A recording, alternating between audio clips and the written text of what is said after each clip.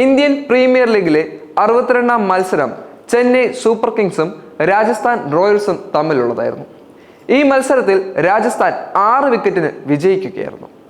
എന്നാൽ മത്സരശേഷം 14 വയസ്സുള്ള വൈഭവ് സൂര്യവംശി ചെന്നൈ സൂപ്പർ കിങ്സിന്റെ തല MS ധോണിയുടെ കാൽ തൊട്ട് വന്ദിക്കുകയായിരുന്നു.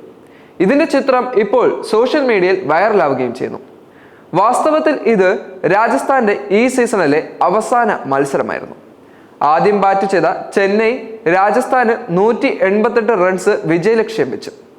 മറുപടിയായി രാജസ്ഥാൻ 18ാം ഓവറിൽ തന്നെ മത്സരം വിജയിക്കുകയായിരുന്നു. വൈഭവ് സൂര്യവംശി 57 റൺസ് നേടി മികച്ച പ്രകടനം കാഴ്ചവെക്കുകയും ചെയ്തു എന്നുള്ളത് കളിയുടെ ആവേശം കൂട്ടുകയും ചെയ്തു. വൈഭവ് ധോണിയുടെ കാലിൽ തൊട്ട് വന്ദിച്ചത് വളരെയധികം വൈറലാവുകയും ചെയ്തിട്ടുണ്ട്. ഇതിനോടകം തന്നെ കഴിഞ്ഞ മത്സരത്തിൽ രാജസ്ഥാൻ ചെന്നൈയെ 6 വിക്കറ്റിനാണ് പരാജയപ്പെടുത്തിയിരിക്കുന്നത്. ഈ സീസണിൽ രാജസ്ഥാന്റെ പ്രകടനം മികച്ചതായിരുന്നില്ലെങ്കിലും വൈഭവ് സൂര്യവംശിയും യശസ്വി ജയ്സ്വാളും എല്ലാവരുടെയും ഹൃദയം കീഴടക്കി. ഈ സീസണിൽ വൈഭവ് ഒരു സെഞ്ചുറി കൂടി നേടിയിരുന്നു. ഈ മത്സരത്തിലും വൈഭവ് അർദ്ധശതകം നേടിക്കഴിഞ്ഞു. അശ്വിൻ, ജഡേജ തുടങ്ങിയ ബോളർമാരെ അദ്ദേഹം തകർത്തെറിഞ്ഞു. വൈഭവ് 4 ഫോറുകളും 4 സിക്സറുകളും അടിച്ചുകൂട്ടി. മത്സരശേഷം അദ്ദേഹം ധോണിയുടെ കാലിൽ തൊട്ട് വണങ്ങുകയും ചെയ്തു. ഇരുവരും സംഭാഷണം നടത്തി. IPL ചരിത്രത്തിൽ ഇതുവരെ ചെന്നൈ സൂപ്പർ കിങ്സും രാജസ്ഥാനും തമ്മിൽ 31 മത്സരങ്ങൾ കളിച്ചിട്ടുണ്ട്. ഇതിൽ 16 മത്സരങ്ങളിൽ CSK വിജയിച്ചപ്പോൾ 15 മത്സരങ്ങളിൽ രാജസ്ഥാനും വിജയിച്ചിട്ടുണ്ട്. വളരെ മികച്ച ഒരു ഗെയിമായിരുന്നു ഇന്നലെ കാണാൻ സാധിച്ചത്. MS ധോണിയുടെ CSKയ്ക്കും രാജസ്ഥാൻ റോയൽസും തമ്മിൽ വളരെ വാശിയേറിയ മത്സരം തന്നെ ഇന്നലെ കാണാൻ സാധിച്ചു. IPL ചരിത്രത്തിലെ ഏറ്റവും മോശം ടീം എടുക്കുകയാണെങ്കിൽ ഈ സീസണിൽ അത് CSKയ്ക്കും രാജസ്ഥാനും സ്വന്തമായിരുന്നു. ഈ 2 മോശം ടീമുകളായിരുന്നു ഇന്നലെ മത്സരത്തിന് ഇറങ്ങിയത്. ഇന്നലെ നടന്ന മത്സരത്തിൽ ആരാണോ തോൽക്കുന്നത് അവരായിരിക്കും ഏറ്റവും മോശം ടീം എന്നുള്ളതും വളരെ എടുത്തു പറയേണ്ട വസ്തുത തന്നെയാണ്.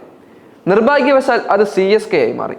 തമിഴ്നാട്ടിൽ മാത്രമല്ല IPLൽ തന്നെ ഏറ്റവും കൂടുതൽ ആരാധകരുള്ള ഒരു ടീം തന്നെയാണ് CSK.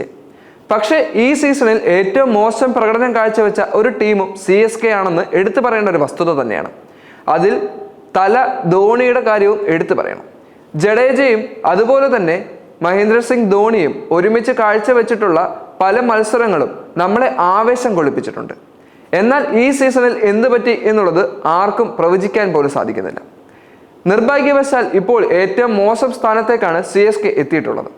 ഇനി രാജസ്ഥാൻ റോയൽസിനെ പരിശോധിക്കുകയാണെങ്കിൽ മലയാളി താരം കൂടിയായ സഞ്ജു സാംസൺ നയിച്ചിരുന്ന രാജസ്ഥാൻ റോയൽസിൽ സഞ്ജുവിന് അപകടം പറ്റിയതിനെ തുടർന്ന് മറ്റൊരാൾ നായകനായി മാറിയപ്പോൾ രാജസ്ഥാൻ തകർച്ചയുടെ വക്കിലേക്ക് എത്തിയിരിക്കുകയാണ്.